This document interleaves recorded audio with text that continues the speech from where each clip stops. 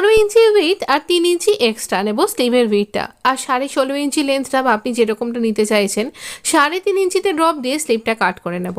এখানে কিন্তু আমরা একটা রাফল স্লিভ তৈরি করছি, সেই সাথে পাফ স্লিভ। তো এইখানে আমরা এইরকমভাবে এইখানটা দুদিকেই আমাদের প্লিট পড়বে। প্রথমে আমরা ইনভিজিবল লেসটা অ্যাটাচ করব। এই লেসটাকে এই সোজা দিকেই উল্টো দিক করে রেখে তার উপর দিয়ে একটা ফ্যাব্রিককে স্টিচ করছি একই সাথে 3টে অংশকেই। তো এবার এটাকে টার্ন করে নিয়ে এরকম উপর দিয়ে একটা টপ স্টিচ লাগিয়ে দেবো। আর এই যে এখানে ফ্যাব্রিকটা উল্টে এলো সেখানেও একটা কিনারা বরাবর স্টিচ করব ফোল্ড করে।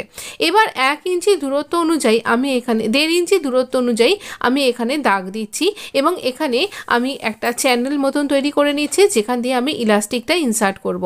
এখানে রাফেলটা ক্রিয়েট করব আমরা ইলাস্টিকের সাহায্যে, তাই এইভাবে তৈরি করে নিলাম। এবার আমার যা হাতের মুহুরির সাইজটা তার থেকে আমি 1 ইঞ্চি বেশি নিয়ে এইরকমভাবে ইলাস্টিকটাকে একটা যেভাবে আমরা দড়ি উল্টে নিই সেরকমভাবে আমাদের একটা নিডল আর থ্রেডের সাহায্যে এইভাবে ইলাস্টিকটাকে ইনসার্ট করে দুটো দিককে স্টিচ করে দেব।